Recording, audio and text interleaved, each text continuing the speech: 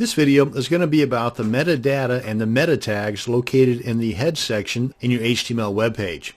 Now, meta tags are not used as heavily as they used to be back whenever the search engines relied a lot on the stuff in the metadata. Now, there are, however, a few that I would suggest to include in your web page because they are used by the search engines in how your site info is displayed in the search results and by some browsers in how they load or reload your web pages. Now, the meta tags go in between the opening and the closing head tag like the title tags do. Now, here are a few meta tags that I think you should include in your web page markup: description, keywords, author, and char set.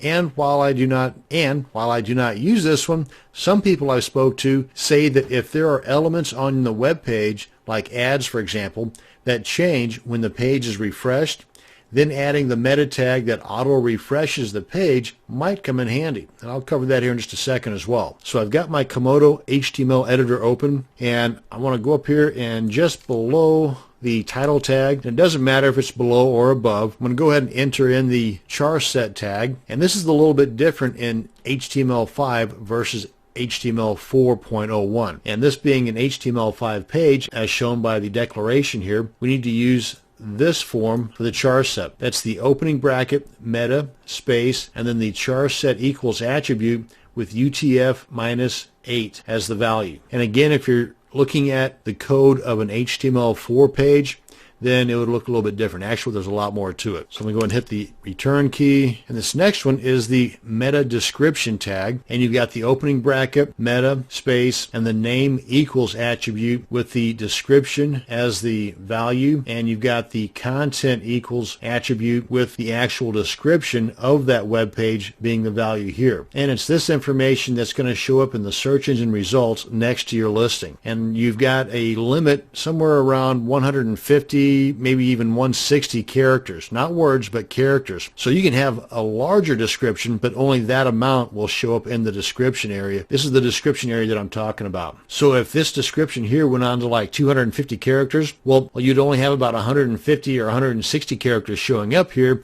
and maybe a ... at the end. So it's a good idea to get as much of your information out in those first 150 to 160 characters that will best describe your web page. Now, I'm no expert on search engine optimization, but I would go ahead and consider using some pretty powerful keywords in this description area that are also located on your web page. Speaking of which, that brings me to my next meta tag, and that's the keywords. Oh, and by the way, don't forget to close this out. This is one of those single tags that do not require an additional closing tag. In other words, this is not an actual closing tag for the meta tags.